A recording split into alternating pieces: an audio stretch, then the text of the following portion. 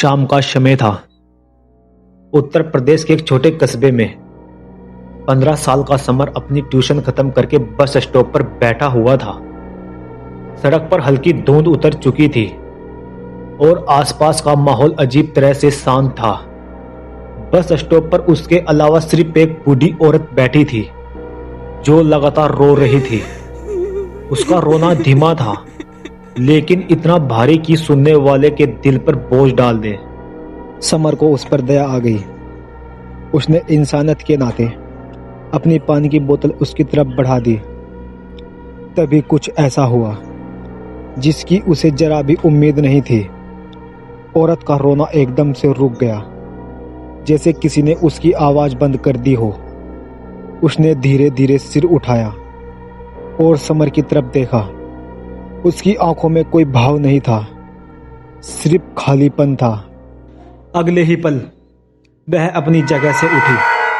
Summer को तब एहसास हुआ कि उसके पैर जमीन को छू ही नहीं रहे। वह हवा में तैर रही थी। उसका शरीर धीरे धीरे समर की तरफ बढ़ने लगा। उस पल समर का दिमाग सुन्न पड़ गया। उसने डर के मारे पानी की बोतल वहीं गिरा दी और जान बचाकर भागने लगा।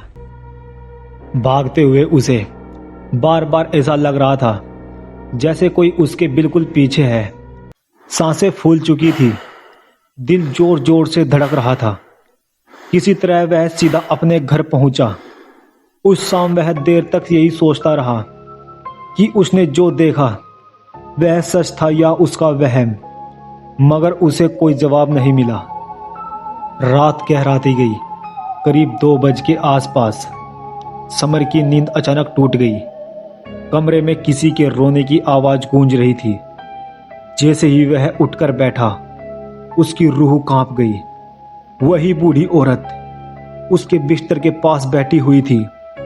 उसके हाथ में वही पानी की बोतल थी जो वह बस स्टॉप पर छोड़ आया था, मगर इस बार बोतल में पानी नहीं, खून भरा हुआ था। औरत का चेहरा पहले से कहीं ज्यादा डरावना लग रहा था। वह रोती जा रही थी और धीरे धीरे समर की तरफ झुक रही थी। अगले ही पल उसने समर को दबोच लिया। समर चीखने लगा। उसका पूरा शरीर डर से जकड़ गया। उसकी चीख सुनकर घर वाले कमरे की तरफ दौड़े। जैसे ही लाइट जली, सब कुछ सामान्य हो गया। कमरे में कोई औरत नहीं थी, न खून से भरी बोतल, न कोई निशान। बस जमीन पर बैठा हुआ समर था जो डर से कांप रहा था। समर ने रोते हुए अपने माता पिता को पूरी बात बताई, लेकिन उन्हें लगा कि यह सिर्फ एक भयानक सपना था। मगर समर जानता था कि उसने जो देखा वह सपना नहीं था। उस रात के बाद समर कई महीनों तक सहमा सहमा रहा। उसने ट्यूशन जाना बंद कर दिया। सबसे ज्यादा डर उसे उसी रास्ते से लगता था जहां वह बस स्टॉप था। आज भी उसे नहीं पता कि उस रात उसके साथ आखिर क्या हुआ था।